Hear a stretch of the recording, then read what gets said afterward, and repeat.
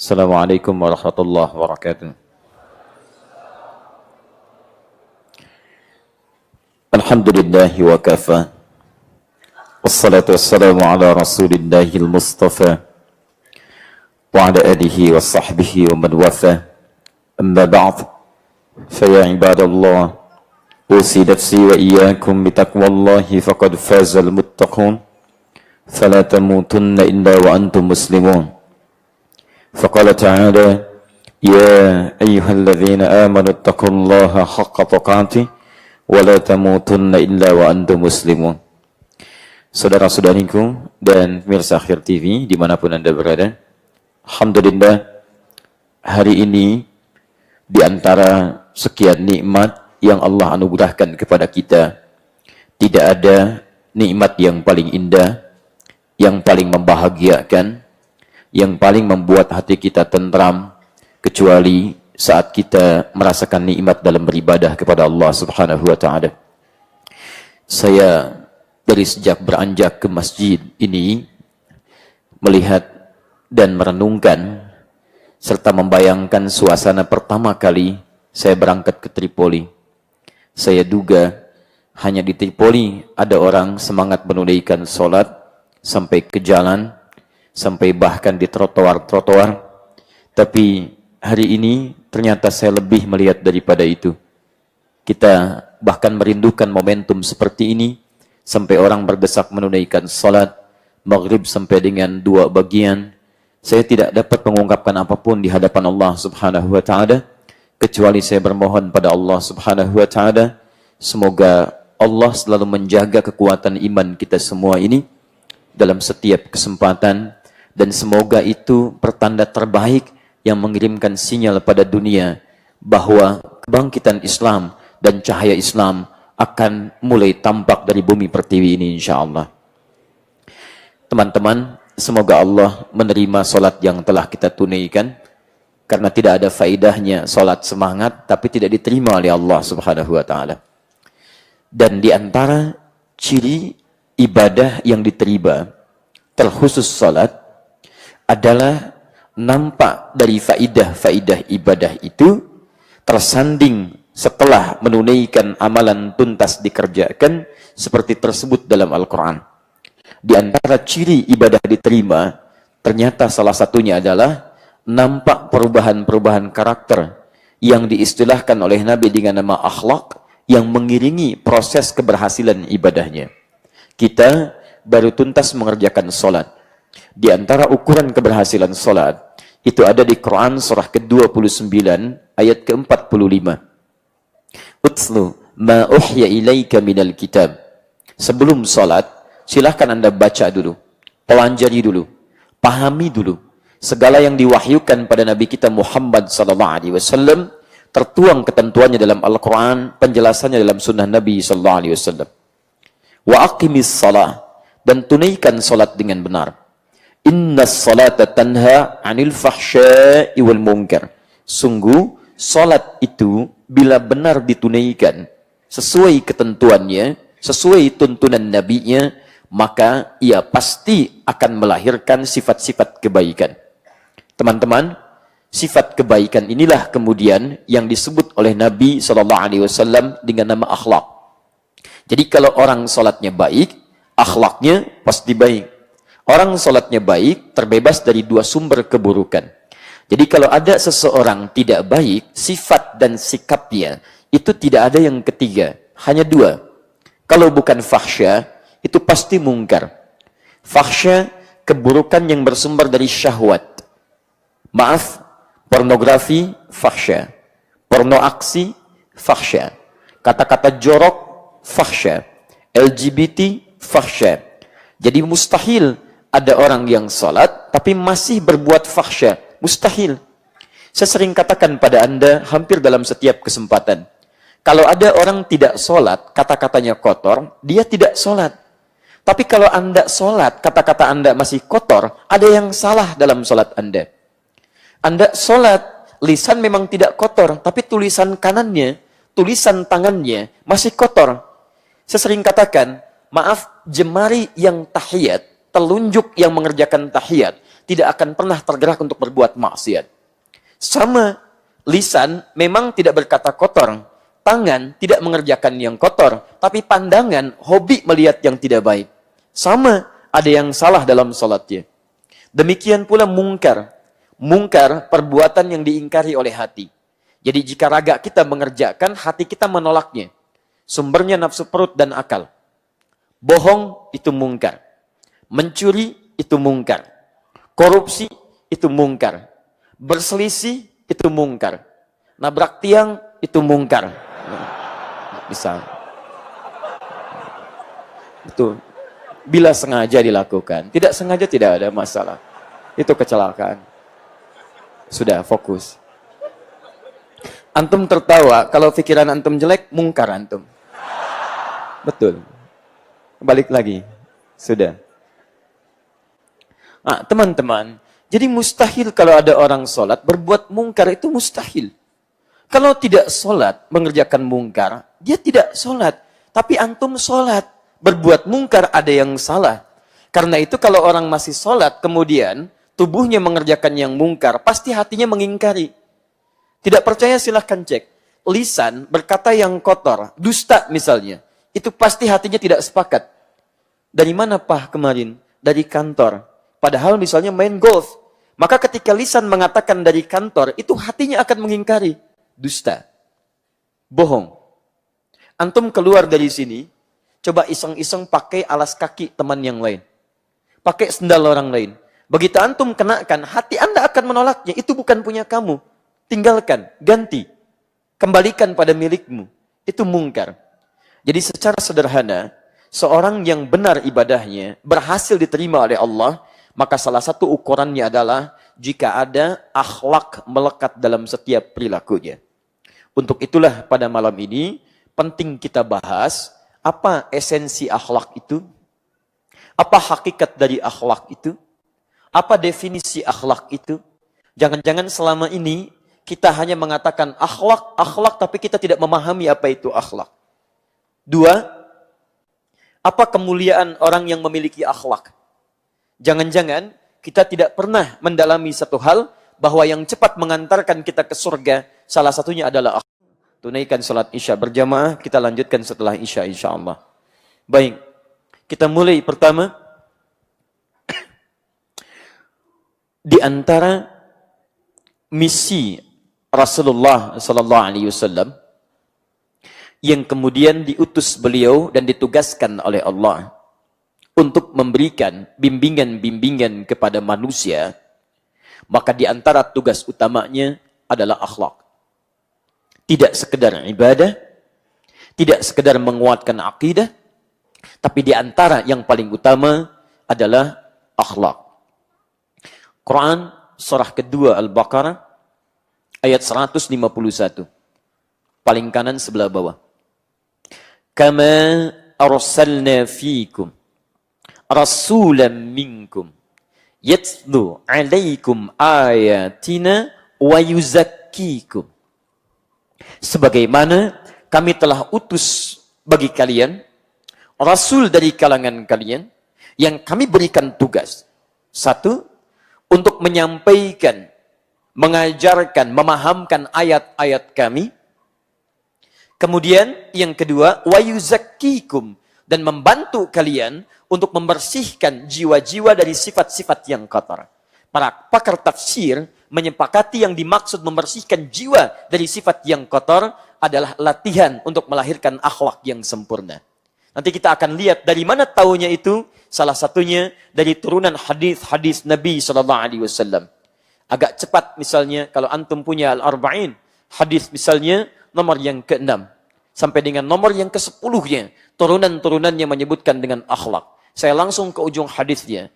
Ala inna fil jasadi mudghatan.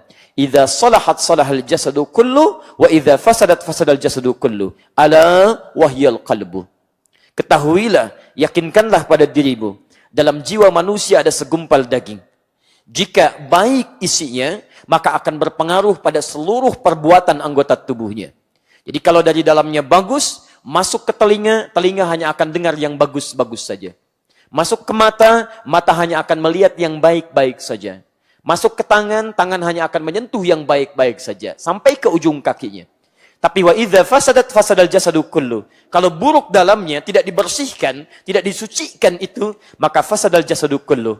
Maka turunan-turunan yang lahir ke dalam jasad, semua akan buruk. Masuk ke mata, mata yang tadinya menatap yang baik, jadi tidak baik. Masuk ke lisan, lisan mulai berkata yang tidak elok. Masuk ke telinga, mulai mendengar pada yang tidak baik. Yang baik tertutup. Wa fi adhanihim waqra. Quran surah ke-6 ayat ke-25. Yang tidak baik, cepat. Masuk ke mata, yang baik-baik tertutup. Quran surah kedua ayat yang ke-7. Wa ala absarihim ghishawah. Tapi yang tidak baik, gampang. Masuk ke kaki, yang baik susah melangkah. Yang buruk-buruk, mudah kemudian dilangkahkan. Maka teman-teman sekalian, ala wahyal qalbu. Itulah hati, kalbu.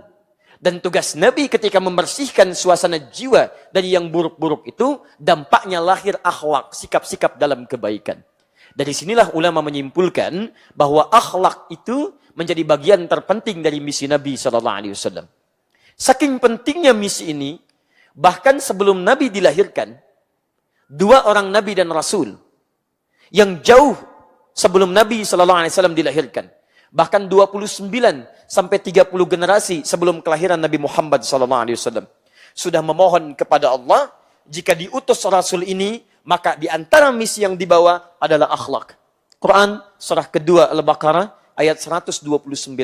Paling kiri sebelah atas, agak sedikit ke tengah. Rabbana wab'ath fihim rasulan minhum yatslu alaihim ayatika wa yu'allimuhumul kitaba wal hikmah wa yuzakkihim innaka antal azizul hakim. Nabi Ibrahim, Nabi Ismail selesai menuntaskan tugas dari Allah, meninggikan bangunan Ka'bah yang sempat runtuh atasnya pada zaman Nabi Nuh alaihi salam, kemudian berdoa di samping Ka'bah. Kisah meninggikannya ada di ayat 127-nya, kisah doanya di antaranya ayat 129. Ya Allah, mohon nanti utus seorang rasul yang lahir di sekitaran Ka'bah. Tidak ada satupun rasul yang lahir di dekat Ka'bah kecuali Nabi Muhammad SAW. Nabi Ismail lahir di Palestina, dibawa kemudian ke Makkah, ditinggalkan di Makkah, diabadikan di Quran surah ke-14 ayat 37. Biwadin ghairi dhi zar'in 'inda baitikal muharram. Meninggal di dekat Ka'bah. Tapi yang lahir dekat Ka'bah cuma Nabi Muhammad SAW. Saya ilustrasikan lokasinya supaya nanti saat umrah atau antum haji, antum bisa melihat beberapa situasi dan coba saya sarankan ya, daripada mengunjungi tempat-tempat yang tidak menguatkan iman, kenapa Anda tidak menyusuri jejak-jejak Nabi di kota suci itu? Misal, para sejarawan menunjukkan, saya mulai petanya misal dari sini. Kalau ini ada Grand Zamzam, maaf, ini kelihatan? Ya, memang saya belum nulis apa-apa ya, jadi wajar nggak kelihatan, nggak apa-apa. Baik, antum kelihatan? Kelihatan? Masya Allah, alhamdulillah ya, baik. Perhatikan baik-baik. Kalau ini Zamzam, kemudian di sini Safwa. Saya ilustrasikan sedikit. Ini kurang lebih 7 meter, ada Jabal Qubais, ini Istana Raja. Saya buatkan sofa supaya langsung ke arah sini. Ini Masjid Al-Haram sebelah sini. Pintu utama yang di sini, ini ke arah pakai eskalator. Antum lewat ke sebelah kanan dari sini langsung. Kemudian masuk ke arah sini, antum temukan ini Jabal Qubais, ada pos security di sini. Ada yang jaga 1 orang, security warna coklat pakaiannya, polisi. Ya, saya betul, serius. Di sini ada CCTV 1 ke sini ngadepnya. Kemudian di sini ada tiang listrik. Ya. Sudahlah. Betul, ya. Dan terakhir jadi tiang lampu ini. Betul, tiang lampu di sini. Ini konon rumahnya Abu Jahal dulu di sini.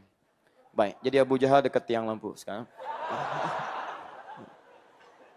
Jangan berbuat yang mungkar, awas. Kita sedang, ini nyata, ini keterangan sejarawan, saya cuma melukiskan kembali. Kemudian ke sebelah sini, teman-teman sekalian, ini kurang lebih ada 100 meter, ini tempat ngambil air zam-zam yang menggunakan jerigen. Jadi kalau Anda kehausan atau ingin bawa zam-zam agak banyak ke hotel, antum jangan ngambil dekat-dekat masjid ke sebelah sini. Di sini ada keran-keran, tinggal antum pasangkan selangnya, beli jerigen, di sini dijual sekitar 5 real yang kecil-kecil. Antum masukkan ke situ, bawa kemudian ke hotel. Ini lebih banyak persediaannya. Di sampingnya persis di sini ada Al-Maktabah Qadimah. Perpustakaan yang sekarang disebut dengan museum lama. Warnanya kalau kita lihat di sini krem ya. Antum temukan bangunan ini diduga sebagai tempat dilahirkannya Nabi sallallahu alaihi wasallam. Tarik garis lurus ke sini. Ya, ini ada bukit di sini, terbit matahari dari sini, kalau bersinar arahnya sinarnya ke sini langsung.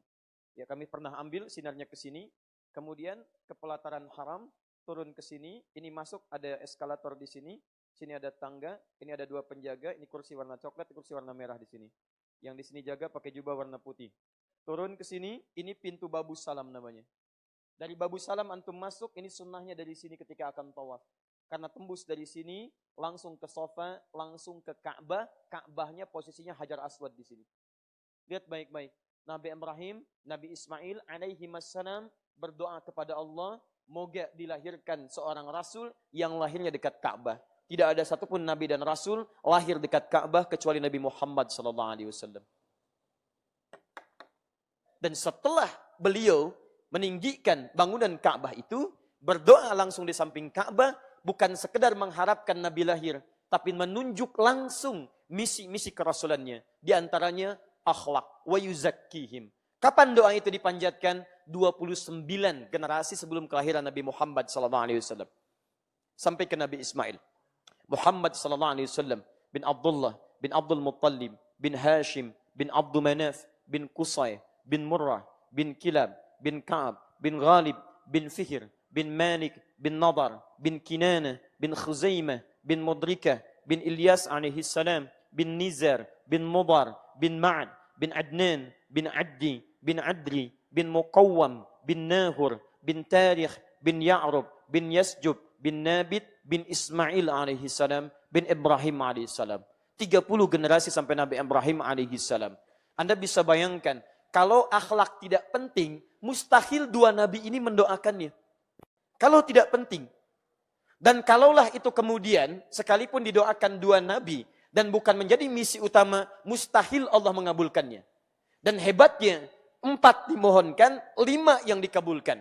Mintanya 4, yatlu alaihim ayatika, 1, wa yu'allimukumul kitab, 2, wa yu'allimukumul kitab wal hikmah, 3, wa yuzakkihim, 4, innaka antal azizul hakim. 4 permintaan. Dikabulkan jadi 5. Kama arsalna fikum rasulan minkum. Sebagaimana kami telah utus sekarang seorang rasul dari kalangan kalian. Dikabulkan pada masa Nabi Muhammad SAW. Yatslu alaikum ayatina. 1. Wa yuzakkikum. 2. Wa yu'allimukumul kitaba. 3. Wal hikmah. 4. Wa yu'allimukum ma lam takunu ta'lamun. 5. Keutamaan Nabi Muhammad SAW. Nabi berdoa 4, dikabulkan 5. Nabi Musa, antum kenal Nabi Musa?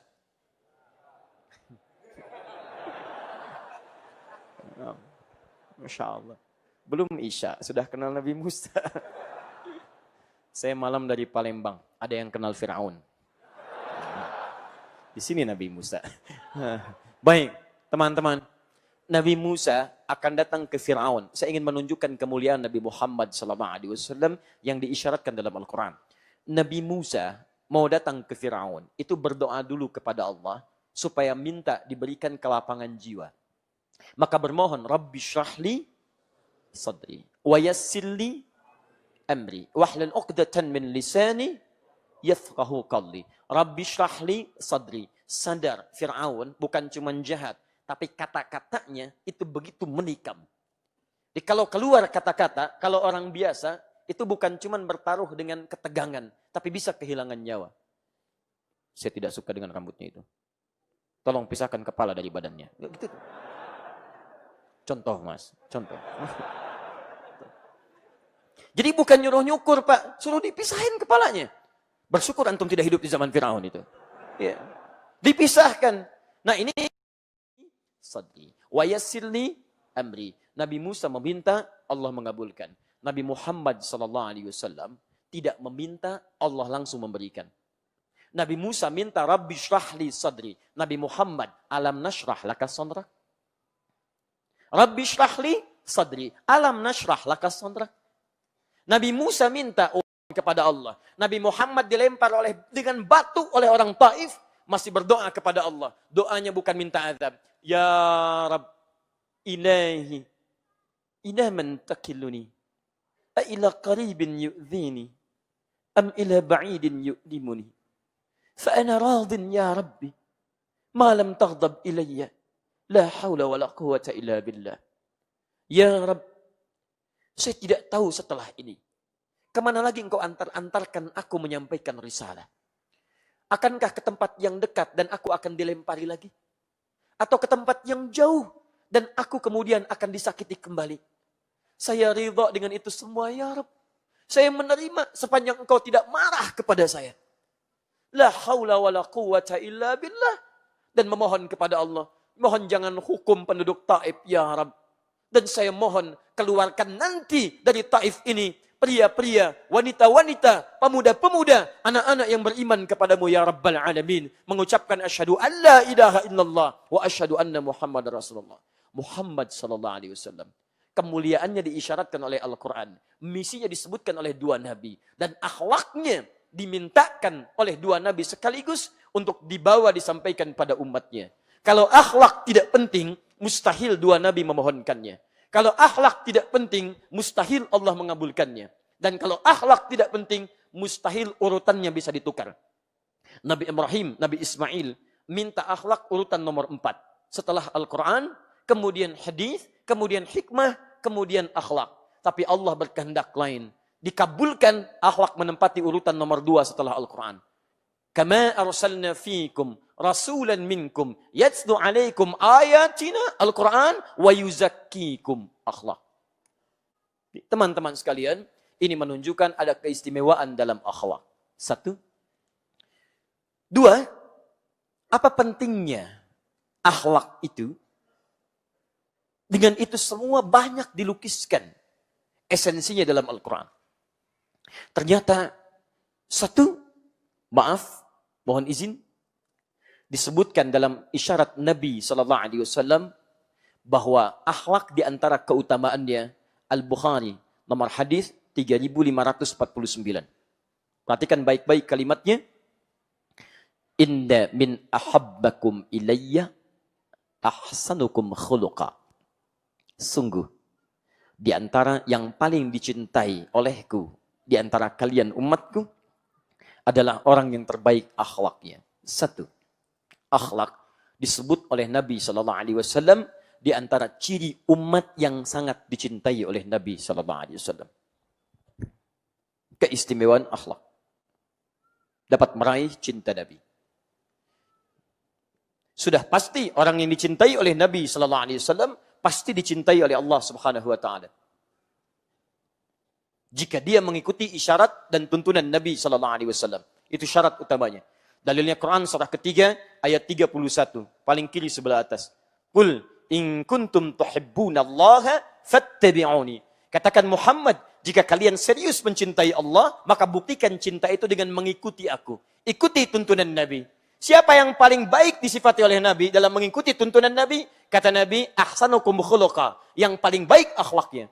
Jadi Anda kalau merasa pengikut Nabi, merasa mencintai Nabi, merasa mengikuti sunnah Nabi, tidak sekedar mengikuti Nabi dalam ibadahnya, salatnya ikut Nabi, puasanya ikut Nabi, baca Al-Qur'annya ikut Nabi, tapi akhlaknya jauh dari Nabi SAW, Anda tidak mendapatkan cinta Nabi SAW. Jika seseorang mengikuti Nabi, mendapatkan cinta Nabi, maka apa kata Al-Quran? Yuhibbukumullah. Maka Allah akan cintai Anda. 1. Mendapatkan cinta Nabi, sekaligus mendapatkan cinta Allah Subhanahu wa ta'ala. 2. Masya Allah. Antum dicintai pasangan hidup saja, senangnya luar biasa. Kenapa antum tidak mengharapkan dicintai Rasulullah SAW? Suami dicintai istrinya, bahagia. Anak dicintai orang tuanya, bahagia. Orang tua dicintai anaknya, gembira. Kenapa antum tidak merasa ingin dicintai oleh Rasulullah SAW yang memikirkan antum dengan segenap jiwa dan raganya? Dan cinta, ingat, itu butuh pembuktian. Antum mencintai pasangan antum, mesti ada bukti. Sayang, namamu selalu tertulis di hatiku. Masya Allah. Maaf akhi, jangan tulis di hatimu, tulis di buku nikah. Bukti. Bukti. Jadi kalau cuma bicara tidak ada pembuktian dalam pernikahan, itu bukan cinta hakikat sesungguhnya. Kata orang itu cinta monyet. Salah, karena monyet pun tidak pernah melakukan itu. Jangan karena antum berbuat, hewan yang disalahkan. Ya, awas hati-hati. Yang mengerjakan manusia, kenapa yang disalahkan kambing hitam? Yang keluyuran malam-malam perempuan disalahkan kupu-kupu. Yang nyari-nyari laki-laki disalahkan kelinci dan sebagainya. Buaya lagi, ya. Ini. Jadi Anda mengatakan saya cinta Nabi, saya ikut sunnah, saya cinta Nabi. Mana buktinya? Jika akhlak Anda tidak seperti apa yang Nabi inginkan, maka pembuktian Anda di sini tidak sesuai dengan ketentuan Nabi sallallahu alaihi wasallam. Jelas sampai sini? Baik. 2. Pelan-pelan. Kita pakai dalil saja dulu ya. Hadis riwayat At-Tirmidzi. Nomor hadis 1162. At-Tirmidzi ini nama aslinya Muhammad, tumbuh dan wafat di kota Tirmidz, makanya dikenal dengan At-Tirmidzi. Ya, orangnya saleh, hafal Al-Quran, hafal banyak hadis, membuat kitab hadis juga, ya, Sunan At-Tirmidzi atau dikenal di zaman Jami' At-Tirmidzi. Tahukah antum beliau di masa sepuhnya buta matanya. Masa sepuhnya. Sampai buta kemudian masih bermohon kepada Allah berdoa. Ditanya oleh koleganya, "Ya Syekh lima hakadha? Kenapa Anda sampai menangis seperti ini, sampai buta matanya?" Jadi buta mata itu karena banyak menangis berdoa. Apa kata Imam At-Tirmidzi? Laqad khasyitu. Laqad khasyitu. Lau tawaffani Rabbil an. Saya takut sekali kalau diwafatkan oleh Rabbku pada saat ini, masih kurang bekalku di hadapan Allah Subhanahu wa taala. Anda bisa bayangkan, imam besar, ahli Quran, ahli hadis, ahli tahajud, ahli siyam, mengarang kitab hadis, banyak pahalanya insyaallah, tapi di akhir hidupnya masih menangisi dirinya sampai buta matanya karena takut bekalnya masih kurang di hadapan Allah Subhanahu wa taala. Coba antum cek. Antum imam besar juga bukan, jadi makmum kadang-kadang, Quran bukan ahlinya, hadis juga belum dihafalkan sepenuhnya. Silahkan cek. Di hadapan Allah seperti apa antum? Beliau menangis sampai buta. Antum masih bisa melihat, kenapa tidak pernah digunakan penglihatan pada yang baik-baik? Ada anak 4 tahun, mata buta, hafal Quran. Antum datang nanti 17 Desember ke Istiqlal. Kita punya acara Hari Al-Quran. Kami akan hadirkan pada antum. Ada yang tidak bisa melihat.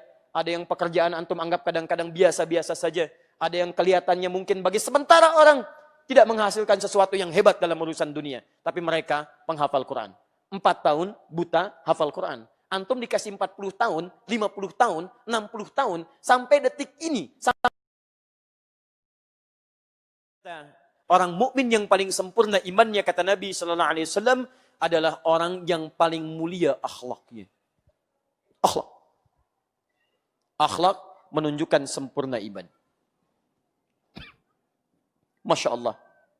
Jadi kalau antum salatnya bagus, bacaannya bagus, hafalan Qurannya banyak, tapi maaf, sisi yang ini kemudian kosong, maka di situ menunjukkan imannya masih belum sempurna dalam ukuran Nabi sallallahu alaihi wasallam.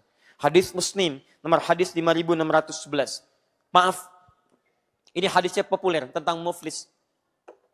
Ya'ti yaumal qiyamati bisalatin. Datang orang di hari kiamat dengan pahala salat yang banyak. Wasiyamin, puasanya rajin. Wa zakatin, zakatnya tidak tertunda. Maaf, wa ya'ti qad syatama hadza. Cuman sayang, dia pun membawa banyak dosa, pernah mencaci si fulan. Wa qadhafa hadza, senangnya menuduh si fulan. Wa akala mala hadza, mengambil hak orang lain tanpa dibenarkan. Wa daraba hadza, senangnya berselisih, kadang-kadang secara fisik. Wa safaka dama hadza, bahkan ada yang menumpahkan darah, menyebutkan nama Allah di dalamnya. Tembak orang, bini orang, pukul orang, sebutkan nama Allah di dalamnya. Allahu Akbar. Apa yang terjadi? Perhatikan baik-baik. Tu'khadhu hadza min hasanatihi wa hadza min hasanatihi. Kalau ada orang berbuat kebaikan, dia salat, kemudian setelah itu dia diambil terus. Fa in faniyat hasanatuhu, kalau habis keburukannya, habis kebaikannya yang ini, kemudian tersisa keburukannya. Jadi kebaikan modal sudah tidak ada, keburukan masih ada. Contoh, pernah berdusta pada orang lain misal. Maka apa kemudian yang terjadi? Diambil keburukan dosa orang tadi, ditimpakan kepadanya. Faturiha finnar. Maka dilemparkan ke dalam neraka. Karena itu, selalu ketakwaan dalam pengertian ibadah ritual akan bersanding kebaikan takwa dalam wujud ibadah-ibadah berbentuk akhlak. Teman-teman, hadis riwayat Muslim ditemukan juga kemudian di At-Tirmidzi. Disalin lagi kemudian di Al-Arba'in An-Nawawiyah. Di At-Tirmidzi nomor hadis 1987. Di Al-Arba'in nomor hadis yang ke-18. Di situ kemudian disebutkan An Jundub bin Junadati wa an Mu'adz ibn Jabal radhiyallahu taala anhuma qala, hadis riwayat Jundub bin Junadah, nama samarannya atau laqabnya Abu Dzar Al-Ghifari. Juga dari riwayat Mu'adz bin Jabal radhiyallahu taala anhuma, keduanya berkata, qala Rasulullah sallallahu alaihi wasallam, Rasulullah sallallahu alaihi wasallam pernah bersabda, ittaqillaha haitsu ma kunt. Bertakwalah kepada Allah Subhanahu wa taala dimanapun Anda berada. Perhatikan baik-baik. Kalimat takwa setidaknya disebutkan dalam Al-Quran sebanyak 115 kali.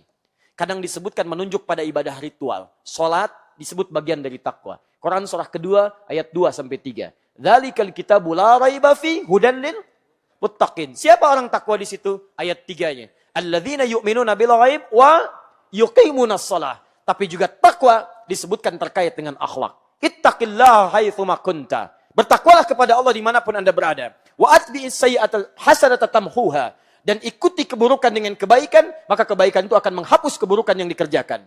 Apa rahasianya?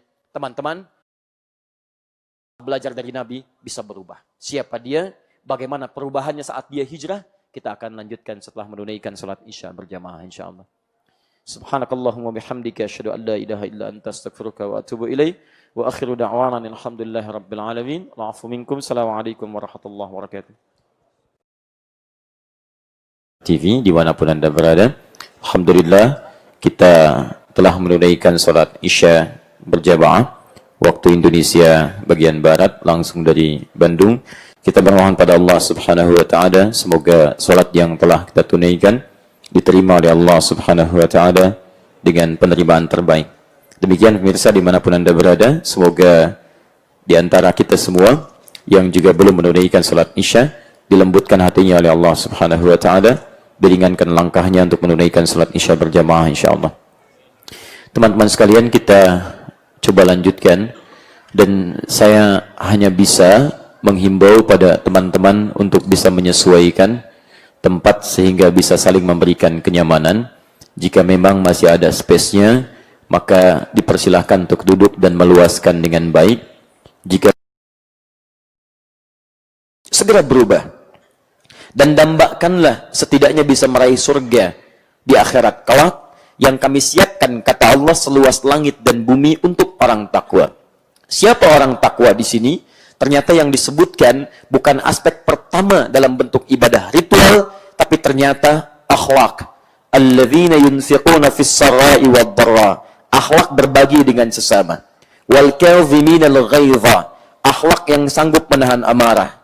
Wal afina 'anil nas. Kekuatan akhlak yang sanggup memaafkan kesalahan orang lain dengan cara yang wajar. Wallahu yuhibbul muhsinin. Kekuatan akhlak yang menampilkan kebaikan-kebaikan dan kemuliaan dalam hidup. Ternyata yang menjadikan kita menjejak pintu surga seluas langit dan bumi, salah satunya takwa, nilainya kekuatan akhlak. Untuk itulah kemudian Nabi menegaskan dalam sekian hadisnya, dan tadi kami sampaikan dalam hadis riwayat At-Tirmidzi nomor hadis 1987.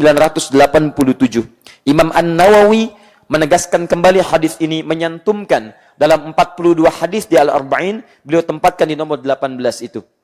Perhatikan periwayatnya. Yang unik, yang meriwayatkan hadis akhlak kebaikan ini dengan sabda Nabi sallallahu alaihi wasallam indama qala ittaqillaha haitsu ma kunt. Bertakwalah kepada Allah dimanapun Anda berada. Bukan cuma di masjid. Di kantor Anda bertakwa. Di rumah tangga Anda bertakwa. Di kehidupan sosial Anda bertakwa. Maaf, di bis Anda bertakwa. Di angkot Anda bertakwa. Di jalan Anda bertakwa. Kalau sudah semua itu hadir dalam kehidupan kita, wa atbi'is sayyi'atal hasanata tamhuha. Setiap orang tidak ada yang sempurna. Kata Nabi, kalau pernah berbuat salah, segera hijrah jadi orang baik. Karena kebaikan itu akan menutup kesalahan-kesalahan yang pernah dilakukan.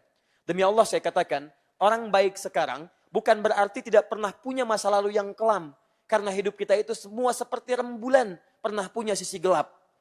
Tapi kita itu punya tawaran. Kenapa kita tidak memilih untuk hadir dengan cahaya di malam yang sangat bening itu? Kegelapan itu bisa tumbuh terlihat indah ketika ada sinar rembulannya. Jadi kita bisa keluar dari kegelapan dengan memunculkan kebaikan-kebaikan.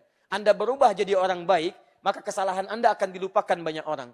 Bahkan kekurangan kita di masa lalu pun itu akan jadi ibrah. Itu hebatnya. Ada orang dari dulu salah, sampai sekarang salah tidak mau berubah, kesalahannya, maaf, tidak menjadikan hikmah kebaikan bagi orang lain. Tapi hebatnya, orang baik sekarang punya masa lalu yang kelam. Begitu disebutkan masa lalunya, bukan menjadi aib untuknya, tapi hikmah kebaikan menjadi kisah bagaimana dia bisa merubah.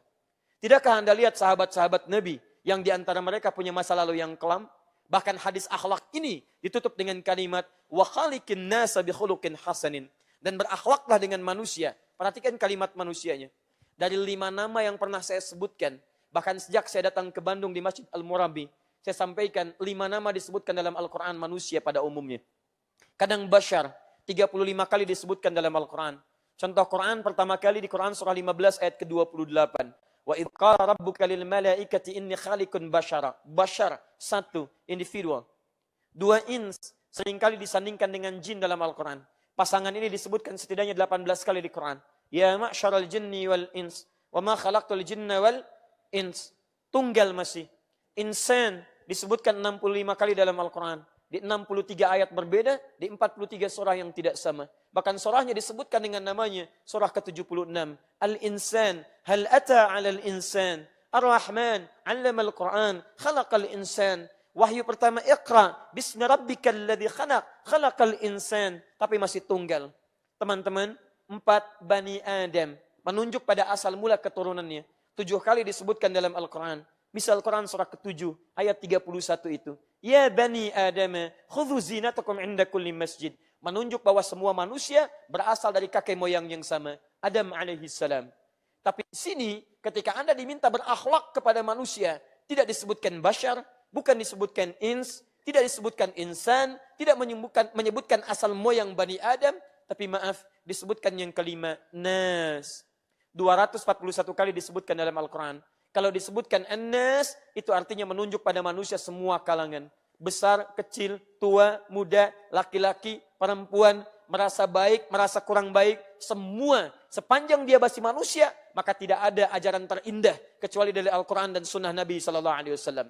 Sepanjang masih manusia, ada peluang dia berbuat baik. Maka perlakukan dengan kebaikan, mudah-mudahan sifat buruk itu hilang dengan baiknya akhlak Anda. Silakan antum cek. Bahkan akhlak Quran itu luar biasa. Setiap menemukan orang bermasalah dalam Al-Quran, itu umumnya tidak pernah disebutkan nama orangnya. Selalu perbuatannya dengan inisial namanya. Silahkan cek. Fir'aun bukan nama aslinya, tapi gelar, inisial dari gelarnya. Farao. Abu Lahab bukan nama aslinya. Ketika disebutkan ingin memberikan akhlak kepada kita. Maaf, bukan orangnya yang salah, perbuatannya yang keliru. Jadi kalau Anda ingin meluruskan seseorang, jangan celak namanya. Karena boleh jadi ada nama yang serupa, dia tidak melakukan perbuatan yang sama. Silahkan cek. Ada seorang bernama Hasan misalnya, melakukan keburukan. Jadi ketika Anda menyebutkan nama, Anda ingin mengunjingkan orangnya atau memperbaiki perilakunya. Lihat akhlak Quran. Khaliqin nas. Siapa yang meriwayatkan? Orang yang pernah punya masa lalu yang gelap. Siapa beliau? Jundub bin Junadah. Dari mana beliau? Dari kabilah Ghifar. Makanya disebut dengan Al-Ghifari, yang berasal dari Ghifar. Saya pernah tunjukkan kepada Anda rumus dalam bahasa Arab. Jika Anda temukan al dan ujungnya i, itu umumnya ada di antara maknanya menunjuk nama daerah. Al-Bukhari dari Bukhara, nama aslinya Muhammad, bapaknya Ismail, kakeknya Ibrahim, kakek buyutnya Al-Mughirah, eyang buyutnya Al-Bardizbah, tinggal di kecamatan Ju'fa, Kabupaten Bukhara, Provinsi Khorasan, negara Uzbekistan sekarang. Datang dia, kemudian mencari hadis sampai ke Mekah, sampai ke Madinah, sampai ke Irak. Dia katakan, Ana al-Bukhari, saya dari Bukhara. Syekh Nawawi dari Banten, Al-Bantani. Ana Al-Bantani, saya dari Banten. Syekh Ahmad Khatib dari Minangkabau, Ahmad Khatib Al-Minangkabawi. Syekh Yasin dari Padang, Syekh Yasin Al-Padangi. Syekh Abdul Somad dari Palembang, Syekh Abdul Somad Al-Palembangi. Antum sah, silahkan. Siapa namanya? Saya Sandi. Dari mana? Trans Studio. Boleh. Ana Sandi at Trans Studio I. Sampaikan. Sah. Abu Dzar julukannya. Dari Ghifar. Antum tahu siapa Ghifar? Perhatikan ya. Tidak pernah disebutkan Jundub bin Junadahnya dalam nama yang populer. Kalau sekarang antum tanyakan, kenal nggak Jundub? Tidak. Abu Dzar memberikan kesempatan pada setiap jiwa manusia sebelum sampai ke kerongkongan untuk kembali menjadi orang baik. Diberikan hidayah. Kan saya sering katakan kepada Anda, selevel manusia paling buruk pun Fir'aun masih diberikan petunjuk. Tidak ada manusia yang tidak dapat petunjuk. Yang ada itu ketika diberikan, dia nggak mau ngambil. Itu masalahnya. Silakan cek Fir'aun. Ini satu-satunya manusia paling zalim disebutkan di Quran. Ngaku Tuhan, ana rabbukumul a'la. Manusia sekarang paling banter, ngaku Nabi, dia ngaku Tuhan. Silakan cek. Antum pernah bunuh orang, dia bunuh orang sejak keluar dari kandungan. Bahkan diintip-intip dalam kandungan itu. Diberikan algojo. Dampingi perempuan yang sedang mengandung. Apa yang terjadi? Lahir perempuan, bebaskan. Laki-laki, eksekusi seketika. Eksekusinya jangan bayangkan kekejamannya. Banting ke tanah, gorok berkali-kali. Quran surah kedua, ayat 49. Paling kiri sebelah atas. Wa idh najjaynakum min ali fir'auna yasumunakum su'al 'adzab yudzabbihuna abna'akum wa yastahyuna nisa'akum. Perhatikan, manusia durjana mengaku Tuhan, tidak ada saingan. Hobi bunuh orang. Fitrah Allah masih melekat dengan keadilannya. Diutus 2 nabi sekaligus. Kita sampai sekarang nggak pernah ngaku Tuhan. Paling banter ada yang ngaku nabi. Nggak pernah bunuh orang. Bunuh orang nggak seperti Fir'aun. Perhatikan baik-baik. Tapi Allah sifat keadilannya, Fir'aun masih ditunjukkan 2 nabi. Kita aja sampai sekarang 1 nabi nggak pernah lihat. Fir'aun 2 nabi, Quran surah ke-20, ayat 43 sampai 44. Idhaba ila fir'auna innahu tagha. Musa dan Harun pergilah kepada Fir'aun. Dia sudah mulai menyimpang. Tagha, penyimpangan dengan kedudukan. Bagha, penyimpangan dengan harta benda. Qarun mendapatkan bagha, Fir'aun mendapatkan tagha. Qarun, Quran surah ke-28, ayat 76. Paling kiri sebelah bawah. Inna Qaruna kana min qaumi Musa fabagha alaihim. Bagha, penyimpangan dengan harta benda. Pengusaha gelap. Bertemu dengan penguasa yang sangat zalim. Fir'aun, penyimpangan dengan kedudukan. Tapi dua-duanya masih mendapatkan hidayah dari Allah subhanahu wa ta'ala. Bahkan hebatnya, perhatikan akhlak. Faqula lahu qawlan layyina. La'allahu yatadhakkaru aw yakhsha. Perhatikan akhlak Quran. Ini 2 nabi. 2 nabi diperintahkan berdakwah pada manusia paling zalim. Kalimat Qurannya mengatakan, katakan dengan lembut. Dakwahi dengan lembut. Akhlak. Boleh jadi dengan kelembutan itu, dia mulai sadar dan mulai yang bukan Fir'aun. Kenapa antum kasar? Teman antum itu bukan Fir'aun. Dan antum bukan Musa. Ya, akhi, tidak usahlah menasihati saya. Antum kan bukan Musa, tapi antum kan bukan Fir'aun. Tuh. Kenapa kita mesti saling berselisih dan mencela? Quran mengajarkan kita saling mencinta, bukan mencela. Quran mengajak kita saling merangkul, bukan memukul. Tapi hujah dari ayat itu, setiap orang punya kesempatan untuk kembali. Jadi kalau Anda pernah punya kedudukan dan menyimpang, ayo kembali. Kalau mempertahankan penyimpangan, antum telat keduluan oleh Fir'aun. Sama, Anda kaya, gak usah sombong. Karena pernah ada yang kaya dan sombong, namanya Qarun. Dan kekayaannya lebih banyak dibandingkan Anda. Sampai sekarang masih dicari hartanya. Mau kemana mas? Samudra Hindia. Cari apa? Harta Qarun. Masih dicari sama dia. Harta antum, dulu gak ada yang kenal, masa depan gak ada yang ingat. Terus antum pengen ikutan sombong, telat. Telat dan keterlaluan. Karena harta Anda tidak sebanyak dengan hartanya Qarun. Tapi maaf, Qarun tidak mau berubah. Fir'aun tidak mau berubah, itu dikisahkan pada kita supaya kita tidak menirunya. Dibacalah oleh sahabat bernama Jundub bin Junadah. Dari Ghifar itu. Tinggal di lingkungan yang penuh dengan gelapnya kehidupan dan hitamnya perlakuan. Tapi hidayah Allah sampai dalam jiwanya. Apa yang terjadi? Dia mendengar informasi ada Nabi. Mendatangi Nabi di Makkah Al-Mukarramah. Termasuk orang yang pertama nanti masuk Islam. Singkatnya datang pada Nabi. Pertama melihat Nabi, konfirmasi ajarannya, bertanya kemuliaannya, melihat lembut kata-katanya, melihat akhlaknya, mengatakan asyhadu an la ilaha illallah wa asyhadu anna Muhammadar Rasulullah. Orang kelima atau keenam yang masuk Islam dari 40 orang disebut dengan as-sabiqunal awwalun. Kata beliau, apa perintahmu ya Rasulullah? Kata Nabi, kembali ke Ghifar sampai tiba perintahku nanti di Ghifar. Kata Jundub bin Junadah, tabiatnya muncul, kerasnya muncul, tapi kerasnya berubah jadi ketegasan. Kata Jundub bin Junada yang saat itu berubah jadi Abu Dzar Al-Ghifari, "Wallahi alladzi nafsi biyadi." Demi Allah, bima makna, yang jiwaku berada di tangannya. Ya Rasulullah, saya tidak akan kembali ke Ghifar sampai saya mengatakan kalimat syahadat di depan Ka'bah. Saat tidak ada orang yang berani untuk mengatakannya, beliau datang ke situ. Dengan mengatakan, hei saksikan penduduk-penduduk Mekah. Hei keluarkan dari kegelapan pada kebaikan. Quran surah kedua ayat 257. Paling kanan sebelah atas. Allahu waliyul ladzina amanu yukhrijuhum minadh dhulumati ilan nur. Allah wali, pembimbing bagi orang-orang beriman. Jika dia mau kembali kepada Allah, akan dikeluarkan dari dunia yang gelap, keluar kepada dunia yang terang benderang. Jadi saya ajak antum teman-teman. Antum itu kalau pernah berbuat salah, kita manusia. Saya sering tegaskan kalimat ini. Dulu sahabat Nabi pernah salah, tapi ada peluang untuk kembali. Ayo kita hijrah menjadi lebih baik dalam pandangan Allah Subhanahu wa taala. Biasanya prosesnya tidak mudah. Kalau agak pekat, hidayahnya sampai, tapi perubahannya agak lambat. Tapi tidak mengapa, antum respon, perubahan terjadi. Teman saya sama Ustadz dulu pernah dakwah di Gang Doli, Surabaya. Waktu belum hilang, sekarang sudah habis. Saat berdakwah itu, Masya Allah. Kalimatnya, kata-katanya, isinya bagus. Sampai umumnya mereka mendapatkan suasana hati yang berubah, sampai ada yang terharu menangis. Setelah itu datang seseorang yang terharu tadi kepada Ustadz dimaksud mengatakan, Ustadz, terima kasih telah memberikan pencerahan. Saya banyak ada perubahan dari ceramah Ustadz. Untuk Ustadz, saya berikan diskon 50%. Oh, Masya Allah. Diskon. Kadang-kadang. Nah ini perubahannya ada. Cuman kalau terlampau banyak keburukan dikerjakan, kadang-kadang butuh proses. Diskon. Tuh. Dah balik ke sini. Tapi artinya jiwa kebaikannya masih ada. Setiap kita itu bisa berubah. Maaf teman-teman yang perempuan pernah terjebak dalam hal-hal yang buruk. Ayo teman-teman. Mau di Perancis, mau di Alexis, mau di mana-mana. Ayo kita ajak. Barangkali itu jalan dari Allah. Kalau Allah tidak sayang, nggak akan ada itu yang demikian. Tapi saking sayangnya Allah, dikirimkan seorang muslim. Hanya dengan selembar surat. Ditutup itu semua. Itu tanda dari Allah, sinyal. Saya tunjukkan pada Anda, Allah masih mencintai Anda.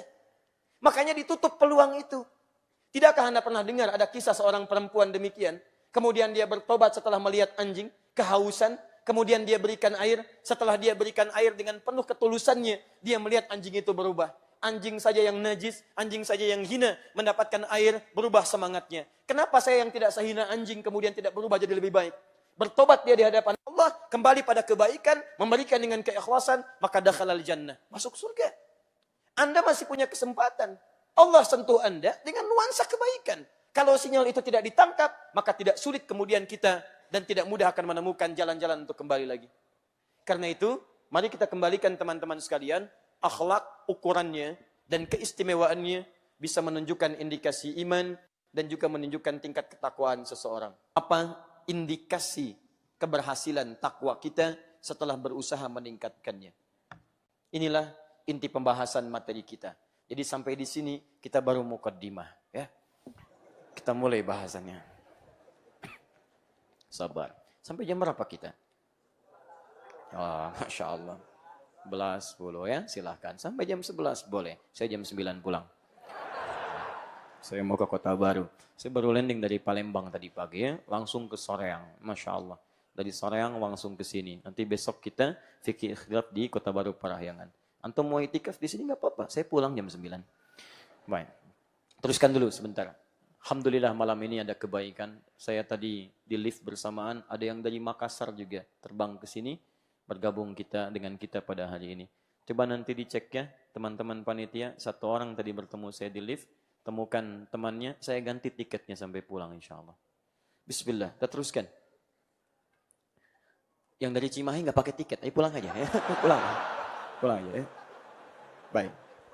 Ketua DKM mohon maaf ya. Baik. Teruskan. 1. Apa itu akhlak? Bismillah. Akhlak secara singkat adalah kemuliaan atau sikap baik yang dilahirkan dari proses ibadah. Kemuliaan atau sikap baik yang dilahirkan dari proses ibadah. Kata Imam Al-Ghazali, kalau latihan ibadah ini jadi baik dan semangatnya meningkat, maka akhlak yang muncul dalam jiwa itu seperti otomatis nantinya. Nanti saya berikan contoh. Baik, saya teruskan dulu. Jadi akhlak, definisi atau pengertiannya adalah kemuliaan atau sikap baik yang lahir dari proses ibadah. Pengertian ini penting saya batasi untuk membedakan akhlak dengan adab. Kalau adab, tolong catat baik-baik ya. Orang yang belajar akan dapat adab. Tapi kalau tidak ibadah, tidak mungkin dapat akhlak. Contoh, maaf, jangankan orang beriman. Yang tidak beriman pun berpeluang punya adab. Di Amerika bisa beradab. Di Jepang bisa beradab. Bahkan mungkin lebih beradab dibandingkan beberapa tempat yang di situ banyak muslimnya. Disiplin bagian dari adab. Kerja keras bagian dari adab. Kejujuran bagian dari adab. Silahkan cek, antum ke Jepang begitu disiplin. Naik kereta datang lebih cepat 20 detik. Harusnya bahagia. Perusahaannya minta maaf. Maaf Pak, kami datang kecepatan katanya, 20 detik. Padahal antum dari Bandung ke Jakarta. Targetnya jam 7. Ternyata jam 7 nyampe kurang 20 detik. Antum bahagia, alhamdulillah, tiba lebih cepat. Jepang tidak, minta maaf. Kok bisa lebih cepat? Harusnya pas. Jujur, jangan ditanya. Maaf, dedikasi jangan dipersoalkan. Disiplin nomor 1. Tapi yang mabuk jangan juga ditanya. Banyak. Pornografi, menyebar. Porno aksi, ada. Dan hebatnya, tingkat bunuh dirinya jangan dibandingkan dengan yang lain. Mohon maaf, 1 tahun itu bisa 30.000 orang. 1 hari artinya 100 orang bisa bunuh diri. Perhatikan, adab tidak bisa menampilkan akhlak. Mabuk masih, zina masih ada. Bunuh diri, iya. Bahkan saya pernah kisahkan ini beberapa kali. Kami pernah diajak lewat satu tempat yang di tempat itu, ya setiap hari itu hampir 5 orang ditemukan. 5 nyawa kehilangan di situ. Setiap hari. Ya. Saya pernah dibawa ke Gunma. Kata teman kami, Ustaz, ini masih mendingan. Ada tempat lagi, tapi di luar Jepang. Di tempat itu, wah, Allahu Akbar. Bunuh dirinya nggak teratur. Orang Bandung bilang pabalatak. Betul, ya, pabalatak.com. Jadi, mohon maaf, ingin bunuh diri di mana saja. Ini pengen lakukan, ini pengen lakukan. Sampai Pemdanya, kanselnya, bikin lokalisasi bunuh diri. Betul. Jamnya diatur. Betul. Jam 9 sampai jam 12. Antum datang jam 8 kepagian, datang jam 1 besok lagi. Lokalisasi. Ya. Ini betul, kawan kami sendiri yang cerita. Saya tidak mengarang situasi. Jadi, dia cerita pernah satu ketika begitu akan ada bunuh diri, bertemu dengan seorang muslim di situ. Ya, terus dia bertanya, mau kemana? Bunuh diri. Jam berapa? 10 katanya. Masyuk 10. Baik. Jam 10. Tanya, apa yang terjadi? Kata dia, ini masih belum waktunya. Ikut saya dulu. Takut terlambat. Masya Allah. Luar biasa lah. Baik. Saya akan ganti kalau terlambat kerugiannya. Baik kata orang ini. Perhatikan. Nyawa bisa ditukar tuh dengan materi. Orang kalau sudah demikian, tuh kadang-kadang nggak mikir. 2000 menghilangkan nyawa. Sekian menghilangkan nyawa. Allahu Akbar. Mau ditukar. Diajak kemana? Masjid. Begitu ke masjid, Masya Allah. Itu fitrahnya sampai sekarang. Quran surah kedua ayat 125. Paling kanan di pertengahan. Wa idh ja'alna al-baita mathabatan lin-nasi wa amna. Dan ketika kami jadikan, tetapkan masjid, Ka'bah dan area sekitarannya. Masjid sebagai pusat ibadah manusia dan tempat yang menenteramkan, tenang. Ada jaminan di Quran, masjid itu tempat yang menenangkan. Ka'bah puncaknya. Di Anda segelisah apapun di depan Ka'bah, bisa tenang. Lain. Gak percaya silahkan. Masjid itu begitu masuk, auranya lain. Tenang. Salat 2 rakaat. Duduk di bawah naungan AC. Plak, tidur. Saking tenangnya. Orang tadi diajak ke masjid. Jangankan orang beriman. Yang belum punya iman, ikutan kena bagiannya. Diajak di bagian luar dia. Dengar taklim teman-teman. Apa yang terjadi? Ngantuk. Apa ganti yang harus saya berikan? Kata orang tadi, jangan diganti. Saya nggak jadi bunuh diri. Kenapa? Saya ingin bunuh diri karena 3 hari 3 malam saya tidak bisa tidur. Entah kenapa di tempat ini bisa tidur. Taib. Maka dijelaskan tentang nilai-nilai Islam, kemuliaan Islam plus dengan tempatnya. Seketika mengucapkan syahadat. Kisahnya viral, kemudian Pemda setempat akhirnya dapat informasi itu, memiliki ide. Sampai kemudian di tempat bunuh diri itu, di sampingnya dibikinkan tempat konsultasi. Orang Muslim tadi yang kemudian punya tempat di situ. Kalau mau bunuh diri, konsultasi dulu ke sini. Luar biasa. Tenang. Coba lihat. Dari nilai kebaikan, dari senyuman, dari kenyamanan, akhlak, adab, belum tentu melahirkan akhlak. Gelisah, bunuh diri. Akhlak, tidak. Bukan hanya menjadikan orang jujur, tapi kejujuran itu membawa ketenangan. Wal masakin, wal amilina 'alaiha, wal mu'allafati qulubuhum, wa fir riqab, wal gharimin, wa fi sabilillah, wa ibnis sabil. 8 golongan. Ketika diberikan itu, ada yang bernilai infak. Infak Quran surah kedua, ayat 215. Paling kanan sebelah bawah. Perhatikan, 5 golongan. Yas'alunaka madza yunfiqun. Qul ma anfaqtum min khairin falil walidain, wal aqramin, wal yatama, wal masakin, wa ibnis sabil. Baik itu zakat, baik itu infak. Bagaimana memberikannya? Dengan akhlak. Tujuannya akhlak. Memberikan akhlak, lahir akhlak.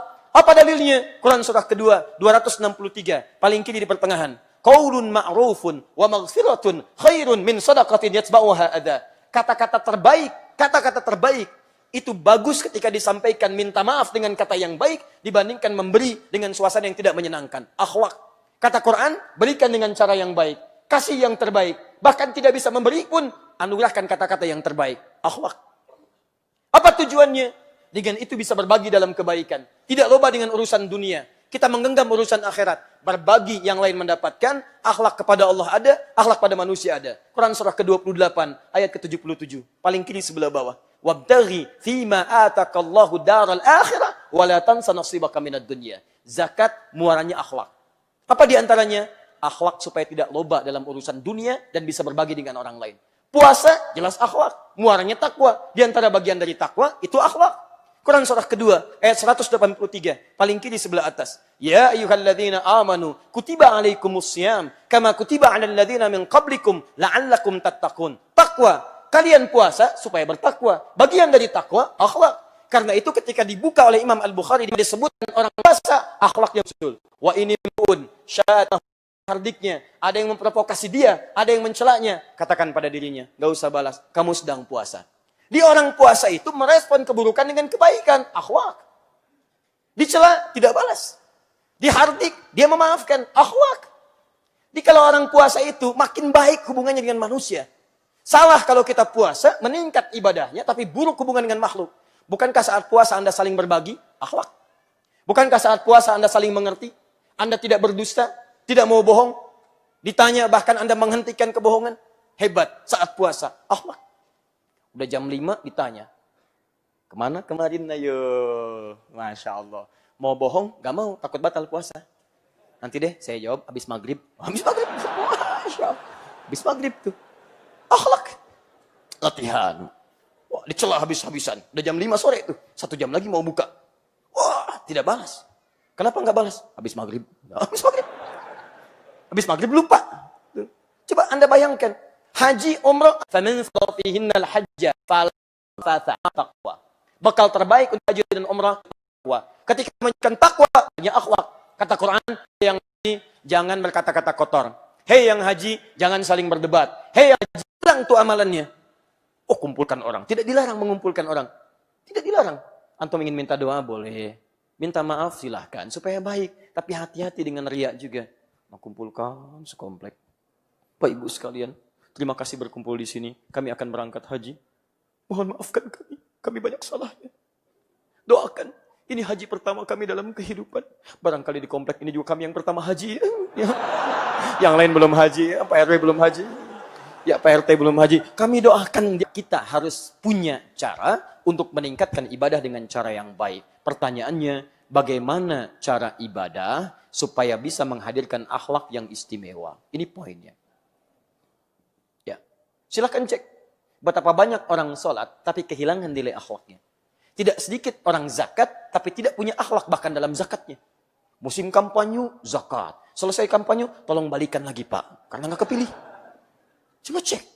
Ada orang infak, bagus. Infak agak banyak, bikin spanduk dari Sabang sampai Merauke. Ngapain? Ini hilang.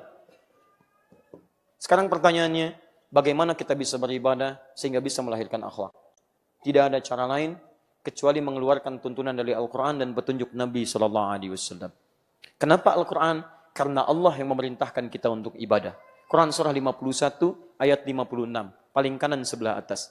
Wa ma khalaqtul jinna wal insa illa liya'budun. Tidaklah aku ciptakan jin dan manusia kecuali untuk tujuan ibadah kepadaku.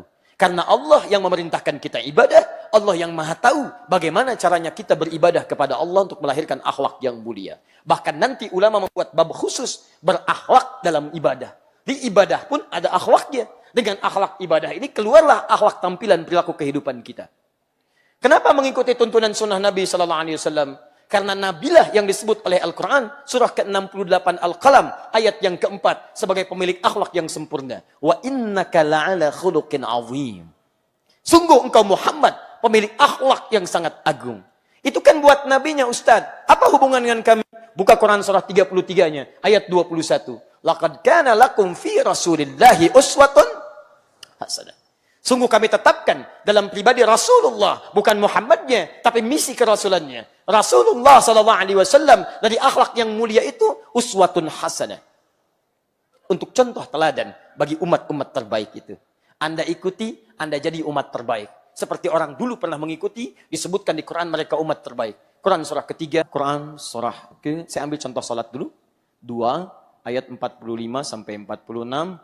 Kemudian kita tunjukkan dengan Quran surah ke-7 ayat 31. Saya hapus dulu yang bawah.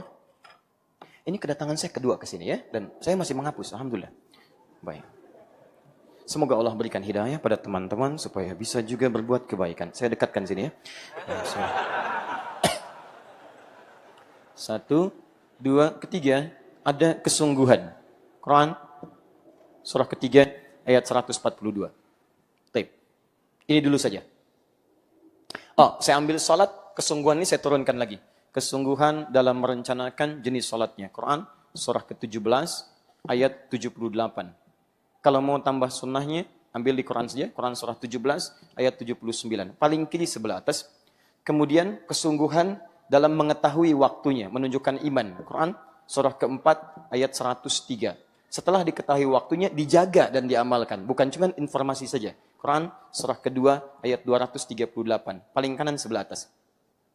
Ya. Contoh. Kita aplikasikan dulu ya. Bismillah.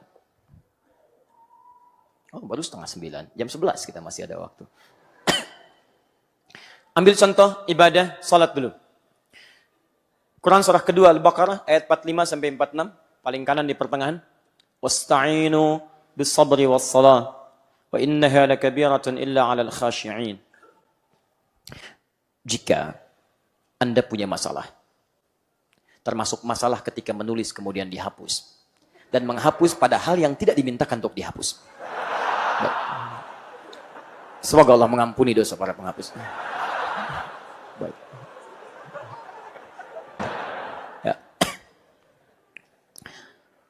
Jika Anda punya masalah dalam hidup, kata Quran jangan mengeluh.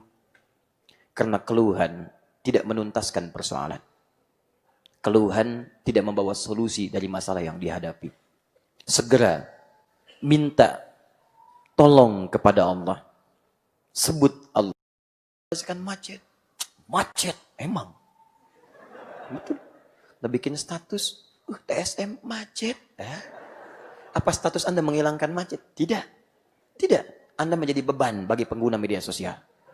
Baik. Teman-teman teruskan. Terima dulu dengan sabar. Setelah itu, wassalah. Tunaikan salat. Bahkan minta dalam salat. Dalam sujud, ruku kita bisa minta. Dari persoalan-persoalan kita. Dalilnya Quran surah 48, ayat ke-29.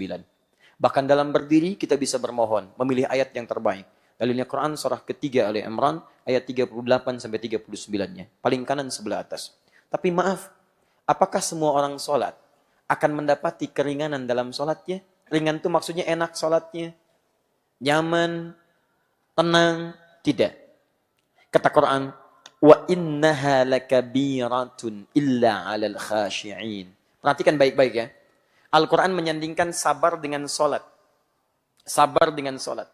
Tapi ketika menyebutkan yang berat, itu disebutkan tunggal kalimatnya. Wa innaha. Ha menggunakan mu'annath. Sabar mudzakkar.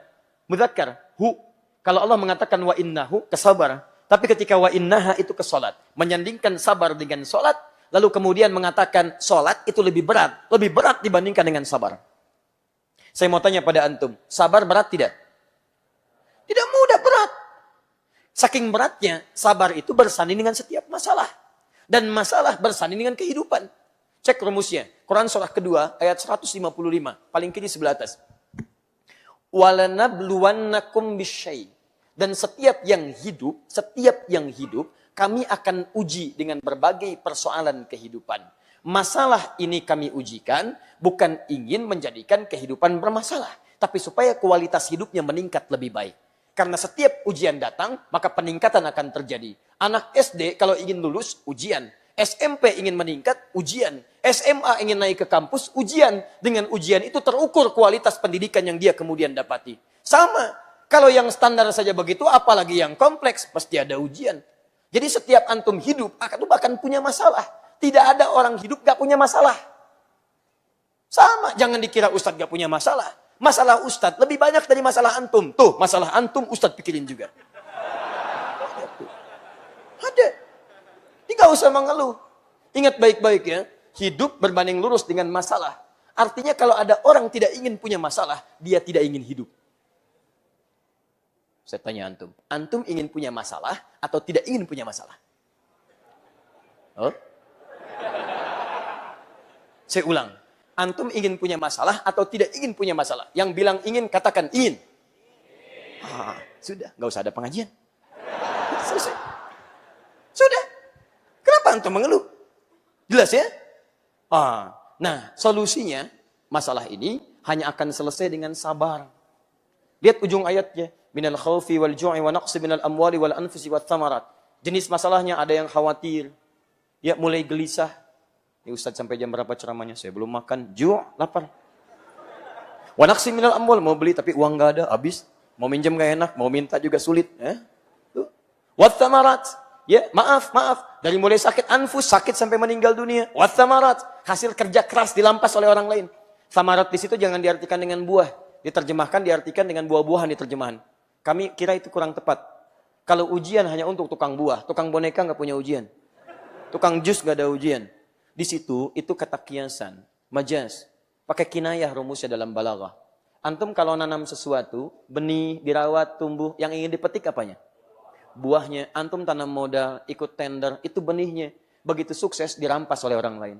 Proyek antum diambil orang. Hati kerja keras antum diambil orang lain. Antum yang ngintip-ngintip, yang lamar pemuda lain. Tuh. Ini. Sabar. Antum menuliskan namanya di hati antum, dia di buku nikah. Antum kalah cepat. Sabar. Tuh. Silakan cek. Kesabaran ini terbawa. Lahir, sabar. Mama, belum datang mama, sabar. Tuh, baru lahir, sudah sabar. Silakan cek ibu-ibu tuh. Begitu akan memberikan asinya, anaknya menangis. Sabar ya nak. Kecil, sudah disuruh sabar. Cek. Tuh. Mama, kapan ke Bandung lagi? Sabar ya nak. Tumbuh dewasa, sabar. Masuk sekolah, sabar. Ma, mana makanannya? Sabar, Pak. Batuk. Baik pun, kadang-kadang kata sabar muncul. Mau nyuri motor, 2 orang. Satu pimpinannya, yang 2 anak buahnya. Anak buah mulai beraksi, baru tuh. Bos, susah bos. Sabar, terusin. Sabar. Itu biasa. Tuh, lihat. Ada terus. Jadi, memang kuncinya cuma ini. Dalam yang baik. Yang tidak baik, kita tinggalkan. Kuncinya ini. Sabar mengatasi masalah. Artinya apa? Hidup berbanding lurus dengan masalah. Masalah berbanding lurus dengan kesabaran. Saking berat papah ya. Papah mau meninggal. Berat. Tidak mudah. Tidak mudah teman-teman sekalian. Tapi kata Allah, salat lebih sulit dibandingkan dengan sabar. Lebih berat. Sabar itu bisa membuat kita masih bisa fokus. Ingat. Tapi salat lebih sulit daripada sabar. Karena kata Nabi di Abu Daud nomor hadis 666. Bahkan salat itu ibadah yang paling unik. Ketika dikerjakan. Bisa membuat yang ingat lupa, yang lupa ingat. Cek. sabar, masih ingat, fokus, sholat lebih dahsyat. Allahu Akbar. Masya Allah, tadi kunci mobil di mana ya? Kunci mobil. Padahal sebelum sholat tidak ingat. Ujung hadisnya belum selesai. Hatta la yash'ural musalli kam rak'atan yusalli. Sampai-sampai ada orang sholat tidak sadar berapa rakaat sedang menunaikan sholatnya. Tuh sudah ngangguk, ngaku, macam-macam ada. Berat, tidak mudah. Nah teman-teman sekalian, beratnya sholat ini ternyata akan menjadi ringan kalau kita mengerjakan sholat dengan raihan dan cara yang akhlak yang sempurna. Bagaimana caranya? Illa alal khashi'in. Kecuali bagi orang khusyuk. Siapa orang khusyuk ini? Ini poinnya. Bukan pada kalimat khusyuknya kita fokus, tapi pada cara menunaikan ibadahnya. Dan khusyuk itulah nanti yang melahirkan akhlak dalam kehidupan. Jadi saya tunjukkan pada antum bagaimana sahabat baru takbir saja sudah tampil akhlak mulianya. Baru takbir. Apa itu khusyuk? Salat yang khusyuk adalah salat yang kemudian nanti melahirkan akhlak yang sempurna. Bagaimana bisa khusyuk? Satu. Teruskan ayatnya, ayat ke-46-nya. Alladzina yadhunnuna annahum mulaqu rabbihim. Latih ibadah untuk khusyuk itu, maka akan terlihat persiapannya pra-salat. Sebelum salat, dia sudah punya persiapan. Apa persiapannya? Dia merasa mempersiapkan diri akan menghadap kepada Rabbnya. Yadhunnuna annahum mulaqu rabbihim. Dia sadar, saya salat akan menghadap Allah. Ya. Sekarang hari Sabtu malam Ahad. Besok hari Ahad. Biasanya suka ada undangan. Undangan pernikahan. Pernikahan itu jarang ada yang menikah ngundang sehari 5 kali. Jarang. Bahkan satu orang paling-paling maksimal 4 kali dalam hidupnya dia. Dengan 4 misalnya yang berbeda selama masih hidup keseluruhannya. Itu pun kalau terpenuhi syaratnya. Jangan khawatir yang di atas ya. Saya tidak apa-apa. Fokus dulu. Lihat sini baik-baik. Undangan manusia besok terjadi. Masya Allah. Jam berapa Pak undangan pernikahannya? Jam 9. Kayaknya macet Pak ke sana. Kita berangkat pagi-pagi jam 7. Jam 7 sudah disiapkan. Pakai apa mah pakaiannya? Ini mama sudah setrika. Batik yang mana? Yang baru yang kemarin bahannya Pak. Batik baru. Antum bayangkan. Undangan manusia yang mengundang antum pada saat itu. Undangan tidak lama. Masya Allah. Mohon maaf ya, mohon maaf sebesar-besarnya. Saat antum diundang, kadang-kadang tidak memberikan maslahat dalam kehidupan antum. Yang ada paling prasmanan, itu pun sekali. Nambah, susah. Cek. Silakan cek. Datang. Tapi persiapan Anda direncanakan sebelumnya. Tanggalnya mulai dicari-cari. Mulai dibulati di kalendernya. Yang paling hebat pakaian disiapkan. Jahit dulu, sepatunya baru dan sebagainya. Dan berangkat dengan penuh kedamaian. Tentram. Undangan manusia. Yang saat antum diundang, bukan aib, bukan. Ini hanya ilustrasi saja. Kadang-kadang tidak memberikan solusi untuk Anda. Tidak memberikan kebutuhan untuk Anda. Salah belum tentu termaafkan. Dosa belum tentu terampuni dan sebagainya. Sekarang bandingkan. Ketika Anda diundang oleh Allah Subhanahu wa Ta'ala. Yang menciptakan Anda. Yang memaafkan kesalahan Anda. Yang mengampuni dosa Anda. Yang memberikan segala kebutuhan Anda. Yang menyembuhkan penyakit Anda. Yang memberikan ketenangan dalam jiwa Anda. Yang memberikan kedamaian dalam setiap titian langkah Anda. Kenapa persiapan Anda begitu berbeda? Makanya orang yang nanti punya akhlak dalam ibadahnya, itu akan punya akhlak ketika beribadah kepada Rabbnya. Ciri pertamanya, persiapan dia, Quran surah 7 ayat 31. Perhatikan baik-baik. Ya bani Adam, khudhu zinatakum 'inda kulli masjid. Hei anak cucu Adam, kalau ada panggilan dari masjid, kenakan pakaian terbaikmu. Kenakan pakaian terbaikmu. Kenapa saya beri contoh salat? Karena semua Nabi dan Rasul sampai ke Nabi Muhammad SAW, salat. Salat. Nabi Isa, salat. Quran, surah ke-19, ayat 31 sampai 33. Paling kanan, silahkan cek di pertengahan. Nabi Ismail bahkan salat sebelumnya. Quran, surah 19, ayat 55. Paling kiri di pertengahan. Nabi Musa, salat. Quran, surah 20, ayat yang ke-14. Nabi, salat. Nabi, salat. Zakaria, salat. Alaihissalam. Quran surah ketiga, ayat ke-38 sampai 39-nya. Paling kanan sebelah atas. Salat. Nabi Muhammad salat. Sallallahu alaihi wasallam. Jelas semua ayatnya menunjukkan kepada kita. Turunnya Quran surah ke-7. Setiap ada panggilan dari masjid, enggak ada panggilan dari masjid yang muncul kecuali adzan. Silahkan. Pengumuman itu bukan panggilan, informasi. Assalamualaikum warahmatullahi wabarakatuh. Bapak Ibu sekalian disampaikan bahwa ada warga kita meninggal dunia, informasi. Tapi panggilan cuma satu. Bahasanya nida.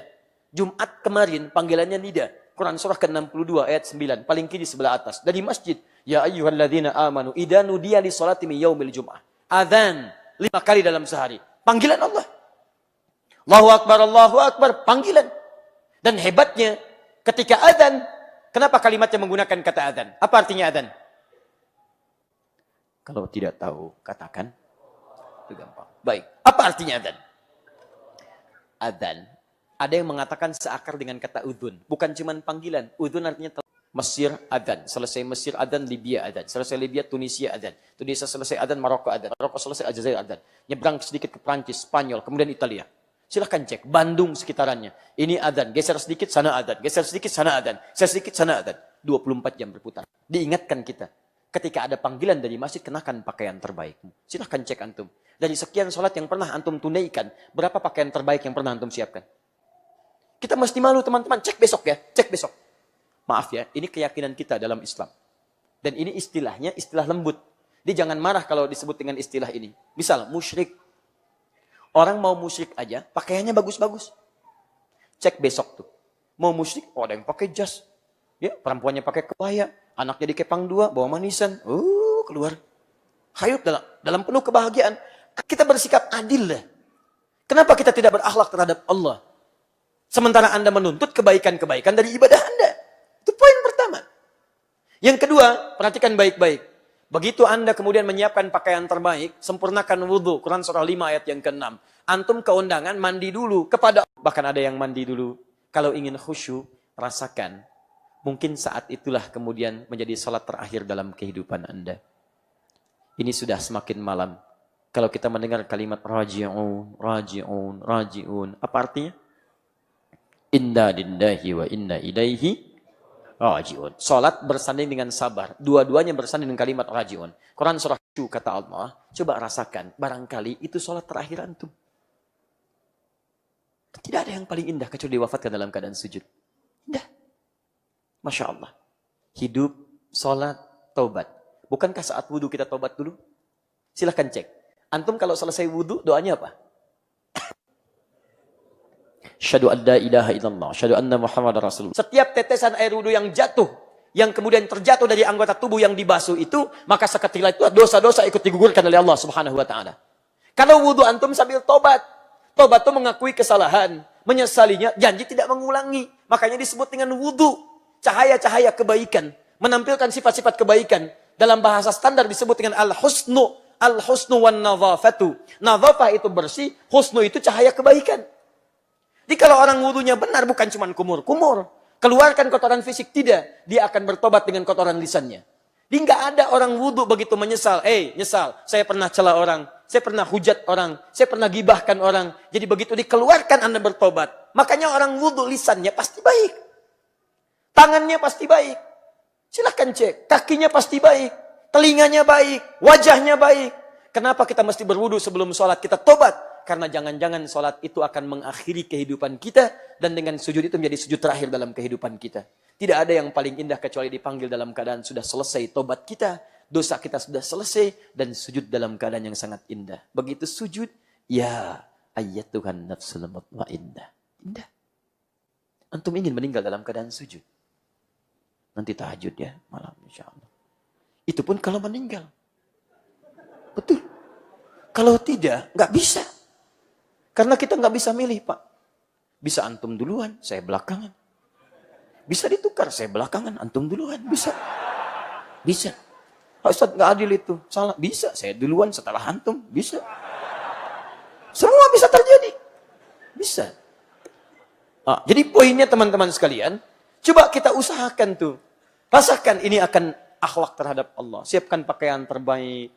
Rasakan barangkali ini sujud bagian terakhir. Nikmat. Makanya perhatikan sahabat Abu Bakar. Begitu bertakbir saja. Kemudian memahami apa yang diungkapkannya. Dia takbir. Abu Dawud nomor hadis 857. Allahu Akbar. Mengatakan Allah yang maha besar. Lisannya mengucapkan Allahu Akbar. Fikirannya menerjemahkan Allah maha besar. Hatinya meresapi ya Rabb. Saya mengatakan Allahu Akbar setiap hari. Tapi kadang saya merasakan kebesaran dalam diri saya. Sombong dengan orang lain. angkuh dengan teman, merasa yang paling hebat dalam kalangan, bersikap tidak bijak pada teman-teman, merasa yang paling unggul dari sesamanya. Sementara tiap hari saya mengatakan Allahu Akbar, bergetar tangannya begini. Setelah selesai, sebagian sahabat bertanya, kenapa Anda sampai bergetar begitu? Kata beliau, saya takut ketika mengucapkan Allahu Akbar, membawa secercah keakbaran, kebesaran dalam takbir saya. Mertua Nabi, pejuang bersama Nabi, bergetar. Antum, sahabat, bukan. Mertua Nabi, bukan. Hidup tidak bersama Nabi. Dikuburkan, mau maksa sampai kiamat kurang 2 hari, gak akan pernah di samping Nabi.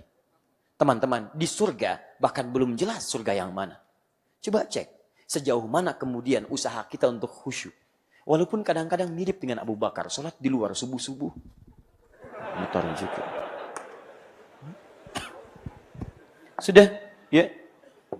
Nah, saya mau tutup pelan-pelan, saya mau akhiri. Kalau sudah tahu caranya begini, sholat, siapkan pakaian terbaik, kemudian siapkan bagikan sholat yang terakhir, baru antum keluarkan jenis-jenis sholatnya plus waktunya. Ya, ini lihat. Waktu sholat, bagian dari tanda iman. Quran surah 4 ayat 103. Inna sholata kanat 'alal mu'minina kitaban mauquta. Bahasa singkatnya, orang beriman itu pasti tahu waktu sholat. Itu paling singkatnya. Jadi kalau antum belum hafal waktu sholat, belum tahu, berarti ada iman kita yang harus ditingkatkan kepada Allah. Ayo besok subuh jam berapa? Gak usah lihat ke atas, sini. Asar jam berapa? Isya jam berapa? Alhamdulillah. Iman kita dipertaruhkan di situ. Delay kita. Jadi nanti kalau sudah semakin kita semangat sholat, hafal kemudian waktunya, bersiap-siap menunaikannya, akan lahir kenikmatan itu. Apa di antara kenikmatannya? Dulu tertinggal sholat fardu biasa-biasa, sekarang ketinggalan sunnah sudah gelisah. Semua yang sunnah, antum kejar-kejar. Itu kenikmatannya. Kalau sudah dekat dengan Allah, maka apa dampaknya? Lahirlah kemudian akhlak dengan makhluk. Contoh. Maaf. Sholat dibuka dengan kalimat iman. Maka kalau sholatnya sudah bagus, artinya imannya menguat. Kalau iman sudah kuat, akhlaknya juga akan kuat. Karena itu semua perilaku orang beriman, semua tubuhnya dibuka dengan kalimat iman. Contoh, maaf, hubungan dengan Allah sudah bagus dilatih lewat sholat. Maka dia akan memastikan semua tindakannya disukai oleh Allah subhanahu wa ta'ala. Maka dia tidak akan pernah melihat yang tidak disukai oleh Allah. Hasil latihan dari sholatnya. Sudah dekat dengan Allah. Dia tidak akan bicara yang tidak disukai oleh Allah. Dia tidak akan menyentuh yang tidak disukai oleh Allah. Sampai dia tidak akan melangkah pada apa yang tidak diridhai oleh Allah. Karena itulah ketika Allah membuka kalimat sholat dengan iman, alladzina yu'minuna bil ghaib wa yuqimunas shalah. Waktunya dibuka dengan iman, inna sholata kanat 'alal mu'minina kitaban mauquta. Iman. Ketika jadi akhlak, imannya disebutkan duluan, baru tubuhnya. Mata, Quran surah ke-24, ayat 30 untuk laki-laki, 31 untuk perempuan. Qul lil mu'minina yaghuddu min absarihim. Katakan pada pria-pria beriman, matanya hanya boleh lihat yang baik-baik. Orang salat, maka matanya tidak akan dipaksa melihat maksiat. Mustahil.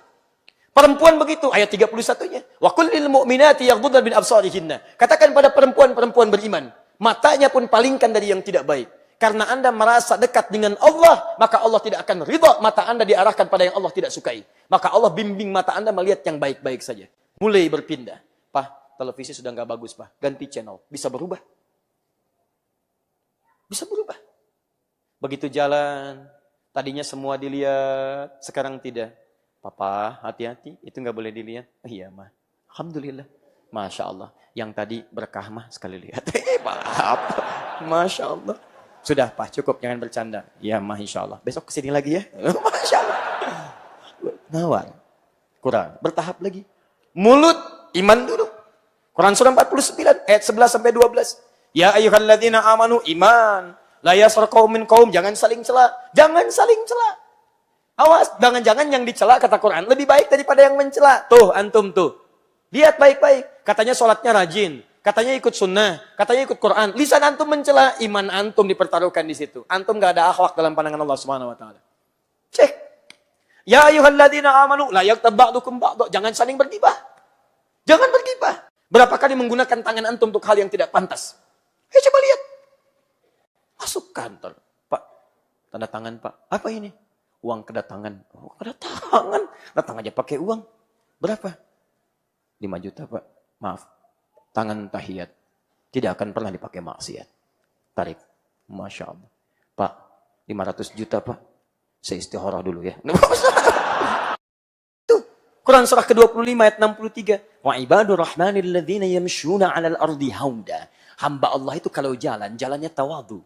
Antum kalau sombong, berarti antum sedang tidak disebut sebagai hamba Allah. Enggak diakui antum. Mau salatnya khusyuk, mau salatnya sambil nangis, begitu jalan sombong.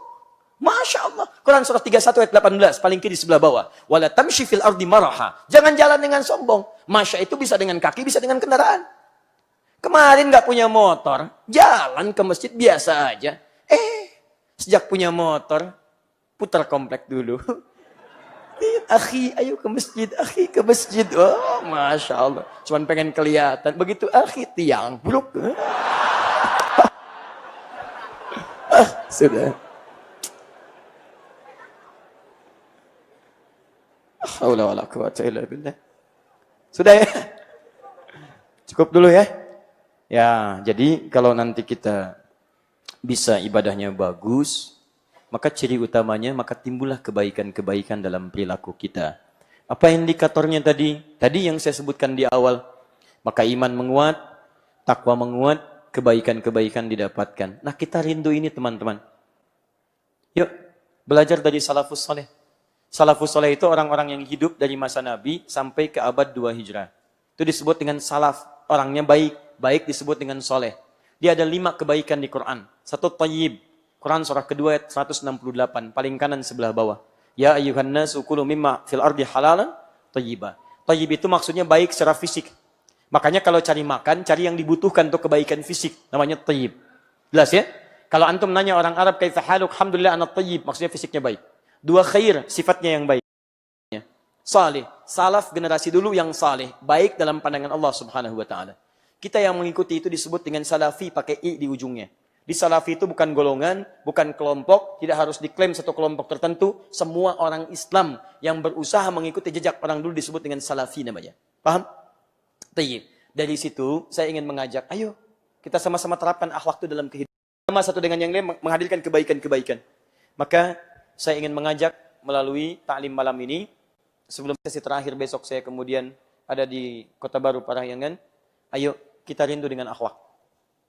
Kita rindu. Sudah banyak majelis ilmu. Banyak pengetahuan disampaikan. Tapi dari yang banyak ini, akhlak yang masih kurang kita tampilkan dalam kehidupan. Dengan kajian ini saya tidak menginginkan kelompok-kelompok taklim saling mencela satu dengan yang lainnya. Lebih baik antum bersinergi. Kalau kita semua kompak jadi baik, kita akan membantu negara kita jadi lebih baik. Karena dalam Islam diajarkan matanya baik, telinga baik, lisan baik, sampai kaki baik. Kalau semua orang Islam di Indonesia baik sesuai Al-Quran dan Sunnah, maka demi Allah saya katakan, negara kita pun akan jadi negara yang terbaik. Ayo kita kirim sinyal dari Bandung, mulai malam ini, kita berikrar kepada Allah subhanahu wa ta'ala, dan tunjukkan pada dunia, dari bumi pertiwi, dari kota Bandung lautan api, kita akan tunjukkan, dari Bandung akan muncul cahaya-cahaya Islam, dengan akhlak yang mulia insya Allah. Takbir! Teman-teman sekalian, izin mengumumkan beberapa informasi.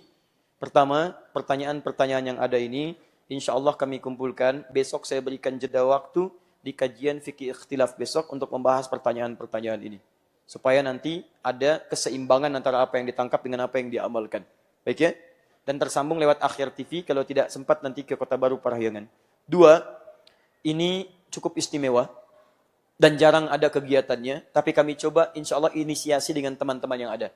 Tanggal 17 Desember, kita akan hadirkan momentum besar dari Indonesia, disiarkan untuk seluruh dunia insya Allah, melalui media teman-teman khususnya Akhir TV, yang kami berikan nama dengan Hari Al-Quran, Yaumul Quran. Di situ kita akan mencoba menggali isi Al-Quran, kemudian menerapkan dalam praktek kehidupan, yang aplikasi nanti kita akan buka kelas-kelas kehidupan. Ada kelas pebisnis, kelas pengusaha, kelas dokter, kelas macam-macam. Nanti kita akan buka kelas itu, turunkan semua ayat-ayatnya jadi pedoman kehidupan. Dan kita akan bersinergi satu dengan yang lainnya. Di situ akan diajarkan nanti cara membaca Quran, memahami Quran, dan cara menghafal Quran dalam 30 hari. Insya Allah kalau tidak ada halangan, ada tukang beca yang ahli Al-Quran. Ada yang tidak bisa melihat, ahli Al-Quran. Ada anak-anak kecil ahli Quran, kita akan tunjukkan. Ada juga para imam ahli Quran. Dan Alhamdulillah ada konfirmasi juga, ada beberapa duta besar pun akan terhubung dengan kita, bergabung untuk memberikan semangat menjadi ahli Al-Quran. Anda yang bisa hadir, mari kita bergabung. Kami sedang siapkan mushaf Al-Quran untuk membimbing kita jadi ahli Quran.